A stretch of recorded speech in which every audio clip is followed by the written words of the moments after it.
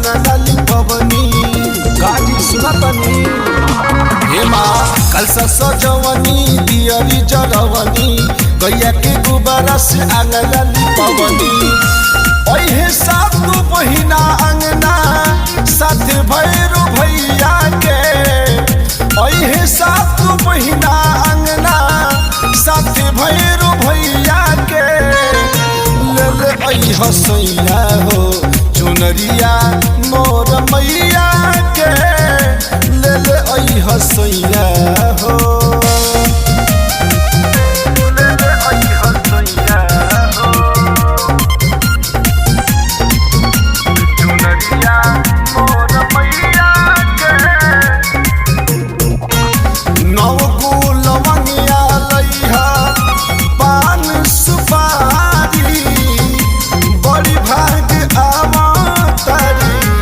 मैया दुलारी बुझनी सुनी नव को लवंगिया लइहा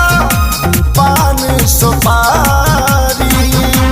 बड़ी भाग आवतारी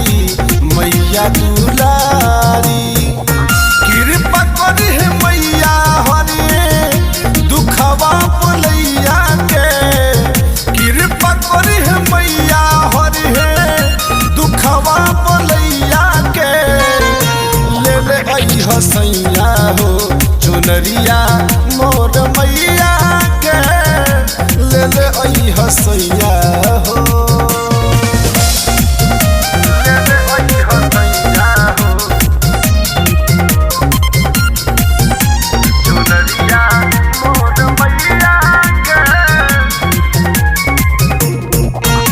पौआ पखारब लइहा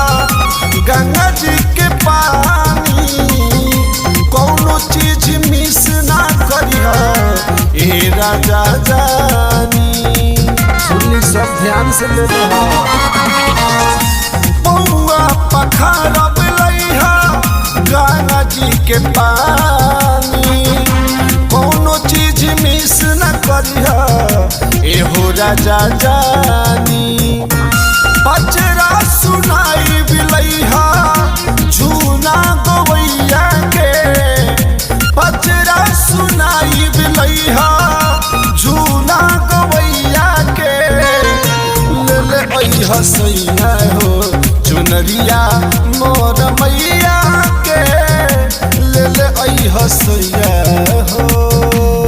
Recording by Tia Studio Ariraj।